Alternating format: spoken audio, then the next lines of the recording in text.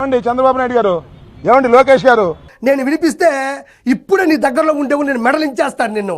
పొట్టోడికి దోలు తీరిపోయింది. మాకు కూడా కళ్ళ నీళ్ళ పర్యంతం అయ్యాం. అయితే ఏమ్మా నువ్వేం పెద్ద గొప్ప అనుకుంటున్నావా?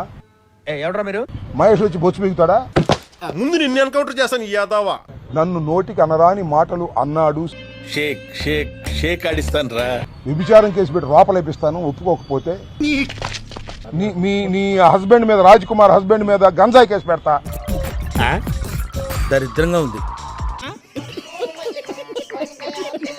మాకు కూడా ఏడుపు వచ్చినంత పని అయిపోయింది. నీ ఫోటోకి దండేసి తప్పు చేస్తే ఎవరికైనా శిక్ష తప్పదు. ఇదేమన్నా జగన్మోహన్ రెడ్డి ప్రభుత్వం అనుకున్నా? పైకి పోకుండా ఉంటే చాలు సార్. నిజంగా కేసు పెట్టాల్సి వస్తే కేసు పెట్టాల్సింది నీ మీదే. ఎందుకు భయపడుతున్నారు? అక్కడ నుంచి 3 గంటల వరకు నన్ను ఇంటరాగేట్ చేశారు. ఇంతకీ మీరెవరు సారు? జాతి రత్నాలు రా మీరు. పోలీస్ అధికారులకు ఉండదా? ఎంత దారుణం ఇది. నువ్వేదో పెద్ద సీరియస్ గా వైట్ గడ్డం వేసుకుని వినలాగా అనుకుంటున్నావేమో. నిన్నెవరూ దాకట్లేదు.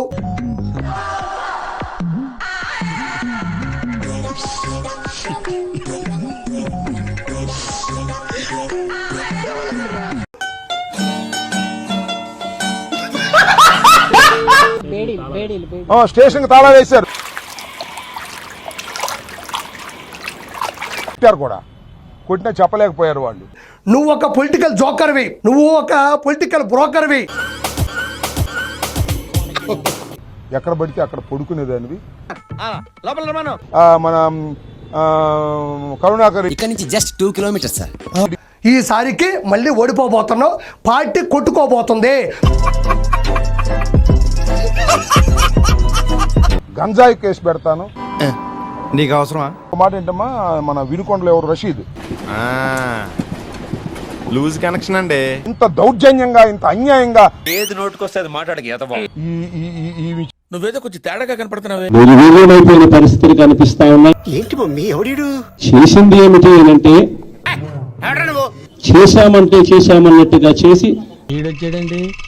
ఈసారి మాత్రం ఈ మాయలో పడకూడదు. సగర్వంగా తలెత్తుకుని కాలర్ ఎగిరేసుకుని వెళ్లే పరిస్థితి. సందర్భంగా కంగ్రాచులేషన్స్ కూడా మరొకసారి కృతజ్ఞతలు తెలుపుతా ఉన్నాను.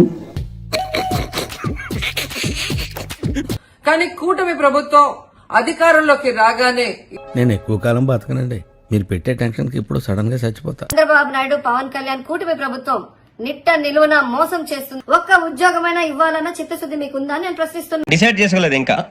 ఓట్లేసిన ప్రజలకు మంచి చేయాలన్న దాంట్లో ఎందుకు లేదని అడుగుతున్నాను. అవునా? రాష్ట్ర ప్రజలు, యువత కూడా గమనిస్తుంది. అరవండి, సినిమా ఫంక్షన్కి వెళ్ళండి. అరే